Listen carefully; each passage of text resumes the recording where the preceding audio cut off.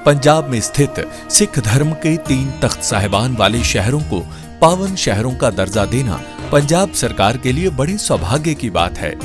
ये शहर है श्री अमृतसर साहिब, श्री आनंदपुर साहिब और तलवंडी साबो। ਇਹ ਤਿੰਨੋਂ ਤਖਤਾਂ ਦੇ ਸ਼ਹਿਰਾਂ ਨੂੰ ਪੰਜਾਬ ਦੇ ਅਧਿਕਾਰਤ ਪਵਿੱਤਰ ਸ਼ਹਿਰ ਵਜੋਂ ਐਲਾਨ ਕਰਨ ਦਾ फैसला करता है। नमस्कार, मैं हूं अभिषेक त्यागी। डोनाल्ड ट्रंप, ऐसा लग रहा है पिछले कुछ वक्त से जैसे डोनाल्ड ट्रंप को सबसे ज्यादा परेशानी भारत से और प्रधानमंत्री नरेंद्र मोदी से है। डोनाल्ड ट्रंप एक तरफ धमकी देते हैं, लेकिन दूसरी तरफ प्रधानमंत्री नरेंद्र मोदी कहते हैं कि अपनी धमकी अपनी जेब में रखिए, भारत आपके डर की वजह से कोई फैसला लेने वाला नहीं है। तमाम कोशिशें करी ट्रंप ने भारत को धमकाने की और टैरिफ लगा दिया कि भाई साहब हमारी बात मानो, लेकिन मोदी जी ने कह दिया कि ट्रंप साहब आप अपने देश तक सीमित रहिए, ये भारत है और नया भारत है, ये अब झुकेगा नहीं। ट्रंप ने यहां तक कह दिया कि भैया अगर बात नहीं मानोगे तो 500% टैरिफ लगा दिया जाएगा। 500 तक की धमकी दे दी, लेकिन उसके बावजूद मोदी सीना तान कर ट्रंप के सामने खड़े हैं कि कुछ भी कर लीजिए, भारत अपने फैसले अपनी मर्जी से लेगा, आपके गुलाम नहीं है। अब हम जो पहले की सरकारें आपको मदद करती थी, आपके तरीके से काम होती थी, ऐसा अब नहीं होगा। अब भारत अपने तरीके से खड़ा है, अपने कदमों पर खड़ा है और जाहिर तौर पर जिस तरीके से मोदी का रवैया पिछले कुछ वर्षों में अमेरिका के खिलाफ रहा, उसकी तारीफ भी है और उसका असर भी नजर आएगा। अब ट्रंप की धमकी का असर जाहिर तौर पर, क्योंकि 500% टैरिफ की धमकी ट्रंप ने दी है, तो इसका तोड़ तो निकालना पड़ेगा।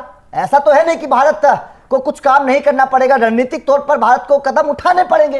अब उठाए गए हैं, क्या कदम उठाए गए हैं यह समझना बेहद जरूरी है, क्योंकि पहले पूरी खबर एक बार आपको समझा देते हैं, उसके बाद आपको बताऊंगा कि आखिर डोनाल्ड ट्रंप की जो धमकी है 500% टैरिफ की, उस टैरिफ को बचाने के लिए, उस टैरिफ से निकलने के लिए प्रधानमंत्री नरेंद्र मोदी ने क्या 4 सूत्रीय प्लान बनाया है, समझना बेहद जरूरी है आज हिंदुस्तान की जनता को। अब पूरा मामला सबसे पहले समझिएगा। दरअसल अमेरिका के राष्ट्रपति डोनाल्ड ट्रंप द्वारा लगाए गए टैरिफ ने भारत के सामने व्यापार की चुनौती खड़ी कर दी है, लेकिन भारत सरकार ने इससे निपटने के लिए 4 सूत्रीय रणनीति तैयार कर ली है। प्रधानमंत्री की आर्थिक सलाहकार परिषद के चेयरमैन एस महेंद्र देव ने बताया कि भारत अब सिर्फ अमेरिका पर निर्भर नहीं रहेगा, बल्कि नए देशों और बाजारों की तरफ तेजी से बढ़ेगा। इससे भारतीय अर्थव्यवस्था पर दबाव भी कम होगा। मतलब कोई जरूरी थोड़ी है कि अमेरिका ही देश है, बाकी भी तो देश है ना, बाकी देशों के साथ भारत व्यापार करेगा और देश खुले तौर पर भारत का स्वागत भी कर रहे हैं। ऐसा नहीं है कि स्वागत नहीं कर रहे हैं, लेकिन अमेरिका अपनी अकड़ में है और वो ये सोचता है, क्योंकि उसने वो वक्त देखा है जब भारत उस पर निर्भर रहता था। उसको लगता है कि आज का भारत भी उसी तरीके का भारत है। अब चर्चा करते हैं, भुवन सर मेरे साथ मौजूद है। भुवन सर कैसे देख रहे हैं, उसके बाद में बताएंगे कि मोदी के प्लान क्या है, लेकिन सबसे पहले इस खबर को कैसे देख रहे हैं?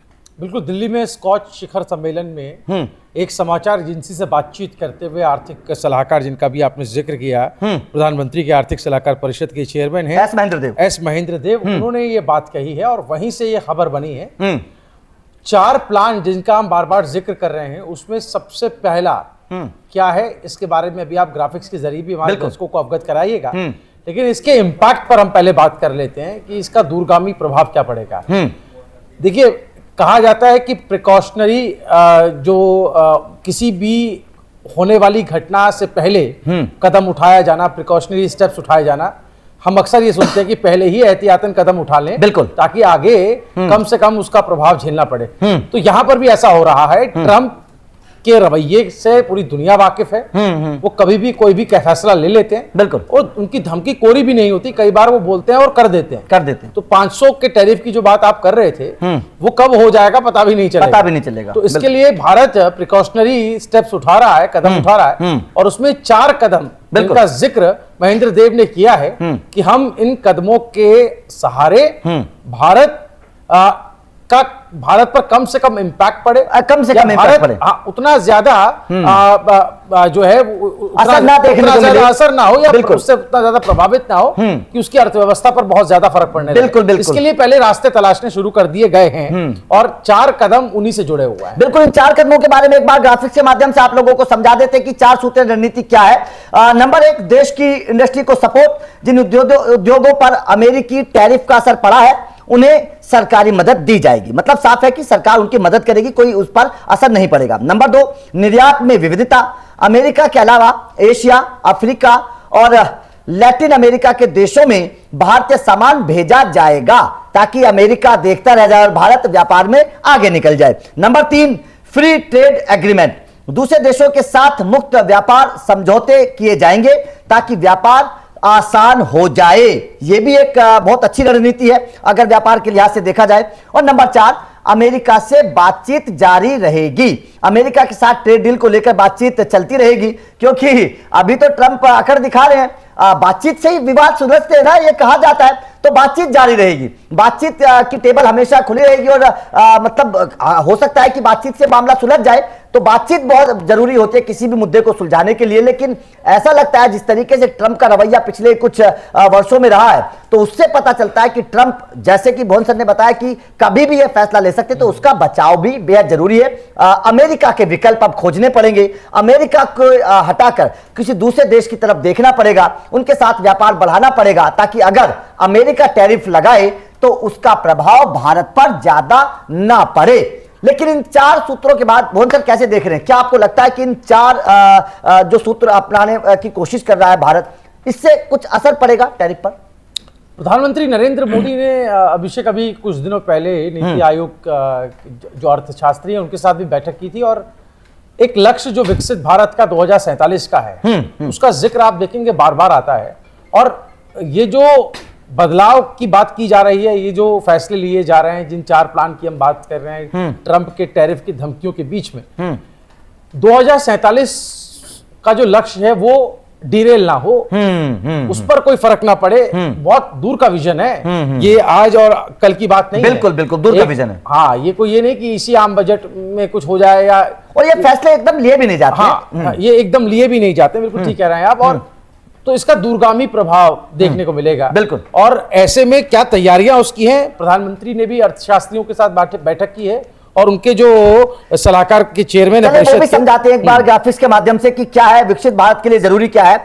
महेंद्र देव ने कहा कि अगर भारत को विकसित भारत 2047 बनना है तो देश की विकास दर 7 से 8% रहनी चाहिए, निवेश दर को 30% से बढ़ाकर 35% करना होगा।